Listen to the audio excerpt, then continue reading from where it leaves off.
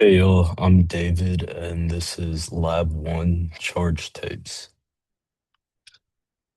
Okay, so for our introduction, today we wanted to observe the interaction of two charged pieces of tape and determine the amount of excess charge on one piece of tape, uh, and create a computational model. So just a quick preview, the charge on each tape was 1.4 times 10 to the negative 8. And the number of electrons lost by each tape was 8.4 times 10 to the 10. Our fundamental principles for this lab are Newton's second law, gravitational force, and electric force. And here are the models for those. So we have Newton's second law, net force is equal to change in momentum over time. And it's also, in this case, equal to gravitational force plus electric force. Our gravitational force is negative mg in the y-hat direction, and our electric force is kqqq over magnitude of r squared in the r-hat direction. So for the experiment, our system was the top piece of tape, the surroundings were the bottom piece of tape, and the earth. The tape length was zero point 0.2 meters, its mass was 0.002 kilograms, and the distance between the two that we got was 0.03 meters.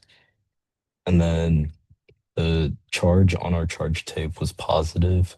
What we did was set up the U tape, check that it had the charge, and then we used it to see how far it would repel the second piece of tape in order to calculate the amount of electric force, which we'll look at more in the code. So here we're just initializing some constant values and positions. And then here we have our gravitational force calculation. Um, and then our charge, and we have our electric field as well. And we put the arrows on here to show the directions of the forces. And as we can see, the force of gravity and the force on the tape are in the opposite directions, or the force on the tape based on the electric field. Sorry.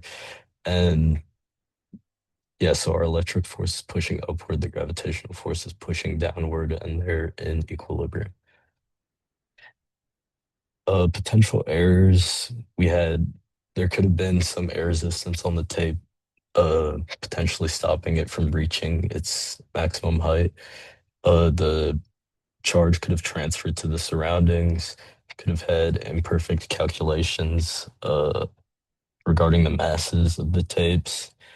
We also had potential uneven charge distribution, and we assumed that the tape was a point charge instead of a line charge. So what if electrons were positive and protons were negative? Nothing would change in terms of our observations. Like charges would still repel, so the tape experiment would go the same way. Compare the estimated value of the charge you get. So why is the computational model different from the real value? It's because, or sorry, why is the point charge model different from the line charge model? And it's because the point charge model assumes all charges are in the center, whereas the line charge model has them evenly spread.